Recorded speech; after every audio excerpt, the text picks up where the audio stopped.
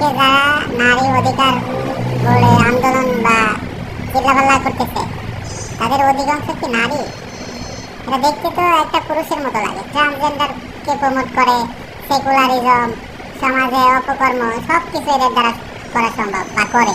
তারপরে এগুলোর আবার বৈধতা আছে, আবার স্লোগান দিতে চাইছে কি নারীর অধিকার দেয়, আবার বিশ্ব হয়ে গেছে। কি একটা অবস্থা! এগুলা বা ভিডিওতে যে মেয়েগুলাকে দেখতে পাচ্ছেন, এরা কি আসলেই মেয়ে নাকি বিসিয়ালা মেয়ে?